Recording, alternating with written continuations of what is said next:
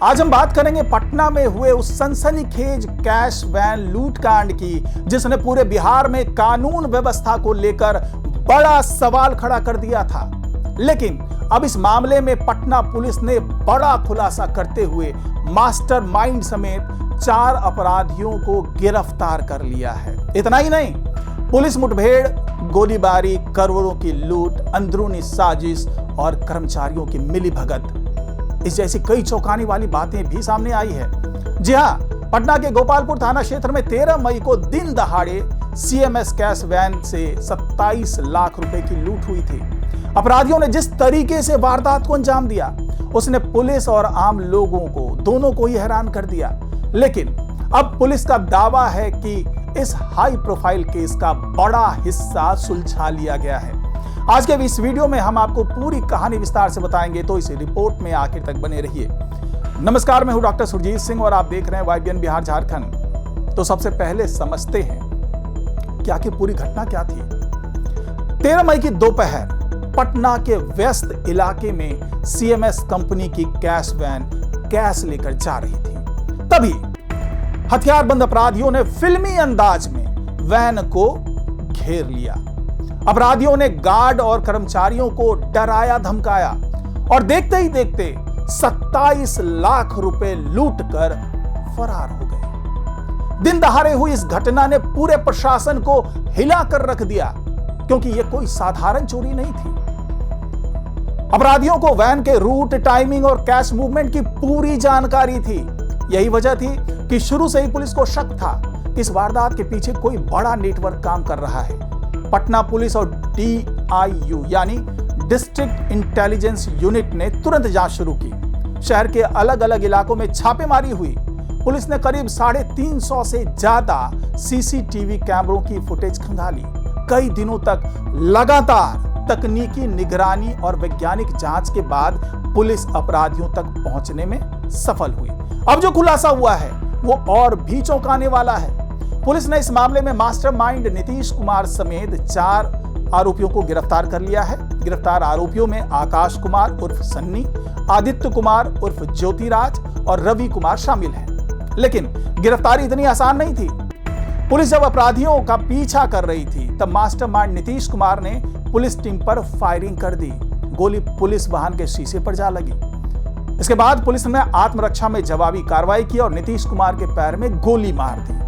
वहीं एक दूसरा अपराधी भागने के दौरान घायल हो गया और उसका पैर फ्रैक्चर हो गया। दोनों का इलाज पुलिस निगरानी में चल रहा है। तो इस पूरे मामले में सबसे बड़ी बात यह है कि पुलिस ने लूट की रकम में से 5,23,100 रुपए बरामद कर लिए हैं। इसके अलावा वारदात में इस्तेमाल की गई 2 बाइक, अपराधियों द्वारा खरीदे गए 2 महंगे एप्पल आईफोन और घटना के समय पहने गए कपड़े भी बरामद किए हैं। पुलिस के मुताबिक लूट के बाद अपराधियों ने एक गुप्त ठिकाने पर बैठकर पैसे का बंटवारा किया। वहीं से पुलिस को सीएमएस कंपनी से जुड़े कुछ अहम दस्तावेज और उपकरण भी मिले हैं। अब यहां सबसे बड़ा सवाल उठता है कि आखिर अपराधियों को इतनी सटीक जानकारी मिली कैसे? और यहीं से कहानी में आता है इनसाइडर कनेक्शन, यानी अंदरूनी मिलीभगत का एंगल। पटना पुलिस की जांच में यह बात सामने आई है कि सीएमएस कैश वैन कंपनी के कुछ कर्मचारियों की भूमिका भी संदिग्ध है। पुलिस को शुरुआती जांच में ऐसे संकेत मिले हैं कि अपराधियों को वैन का रूट, कैश की मात्रा और सुरक्षा व्यवस्था की जानकारी अंदर से लीक की गई थी। यानी यह सिर्फ सड़क पर हुई लूट नहीं थी, बल्कि पूरी प्लानिंग के साथ की गई संगठित डकैती थी। पूर्वी पटना के एसपी परिचय कुमार ने प्रेस कॉन्फ्रेंस में बताया कि शुरुआत में शिकायतकर्ता ने केवल 4 अपराधियों की जानकारी दी थी, लेकिन जब पुलिस ने CCTV फुटेज और तकनीकी डेटा का विश्लेषण किया तो पता चला कि इस वारदात में 6 से 7 अपराधी शामिल थे। यानी अभी भी कुछ आरोपी फरार हैं और पुलिस लगातार उनकी तलाश में छापेमारी कर रही है। तो अगर हम इस घटना को व्यापक नजरिए से देखें तो यह सिर्फ एक लूट कांड नहीं, बल्कि सुरक्षा व्यवस्था पर बड़ा सवाल है। कैश वैन जैसी संवेदनशील सेवाओं में सुरक्षा मानकों का पालन बेहद जरूरी होता है। लेकिन इस केस में पुलिस ने साफ कहा है कि सीएमएस कंपनी की तरफ से भी गंभीर लापरवाही हुई है। और विशेषज्ञों का कहना है कि कैश वैन मूवमेंट में हर सेकंड की जानकारी बेहद गोपनीय होती है। अगर ये जानकारी अपराधियों तक पहुंच जाए तो ऐसी वारदातों को रोकना बेहद मुश्किल हो जाता है। देश के दूसरे राज्यों में भी ऐसे मामले सामने आ चुके हैं। पिछले साल बेंगलुरु में भी सीएमएस कैश वैन से करोड़ों की लूट हुई थी, जहां जांच में कंपनी के अंदरूनी लोगों की भूमिका सामने आई थी। यानी यह समस्या सिर्फ बिहार तक सीमित नहीं है। अब अगर पटना केस की बात करें तो पुलिस का दावा है कि मास्टरमाइंड नीतीश कुमार का पुराना आपराधिक रिकॉर्ड भी काफी लंबा है। उसके खिलाफ पहले से 17 से ज्यादा गंभीर मामले दर्ज बताए जा रहे हैं। पुलिस का मानना है कि यह गैंग पहले भी कई घटनाओं में शामिल रहा हो सकता है। यही वजह है कि अब पुलिस इन अपराधियों को रिमांड पर लेने की तैयारी कर रही है ताकि उनसे गहराई से पूछताछ की जा सके। पुलिस को उम्मीद है कि पूछताछ में और बड़े खुलासे हो सकते हैं। दोस्तों, इस पूरे मामले के बाद पटना पुलिस की कार्रवाई की भी काफी चर्चा हो रही है। एक तरफ जहां लोग दिन दहाड़े हुई लूट को लेकर कानून व्यवस्था पर सवाल उठा रहे हैं, तो वहीं दूसरी तरफ पुलिस ने कुछ ही दिनों में अपराधियों को पकड़कर बड़ी सफलता हासिल की है। हालांकि विपक्ष इस मुद्दे पर सरकार को घेरने में जुटा है। विपक्ष का कहना है कि बिहार में अपराध लगातार बढ़ रहे हैं और अपराधियों के मन से पुलिस का डर खत्म हो चुका है। वहीं सरकार और पुलिस का कहना है कि अपराध चाहे जितना बड़ा हो या यूं कहें कि छोटा, अगर वो समझ रहे हैं पुलिस को तो छोटा नहीं होने दिया जाएगा और उसे छोड़ा नहीं जाएगा। अब बात करते हैं उस एनकाउंटर की जिसने इस केस को और हाई प्रोफाइल बना दिया। पटना में हाल ही के दिनों में पुलिस एनकाउंटर की घटनाएं बढ़ी है। कैश वैन लूटकांड में भी पुलिस और अपराधियों के बीच मुठभेड़ हुई। इसी दौरान गोली चली और अपराधी घायल हुए। कुछ लोग इसे पुलिस की सख्ती बता रहे हैं, जबकि कुछ लोग सवाल उठा रहे हैं कि क्या हर बड़े अपराध के बाद एनकाउंटर ही समाधान है। हालांकि पुलिस का कहना है कि अपराधियों ने पहले फायरिंग की थी और जवाबी कार्रवाई आत्मरक्षा में की गई।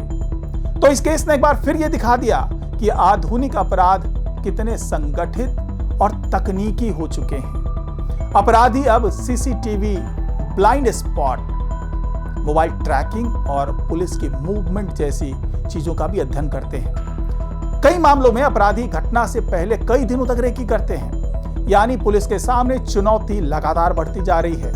विशेषज्ञों का मानना है कि सिर्फ अपराधियों को पकड़ना ही काफी नहीं है। सुरक्षा व्यवस्था, कैश ट्रांसपोर्ट सिस्टम और कर्मचारियों की बैकग्राउंड की जांच को भी मजबूत करना होगा। अगर अंदरूनी मिलीभगत पर रोक नहीं लगी तो भविष्य में ऐसी घटनाएं फिर हो सकती हैं।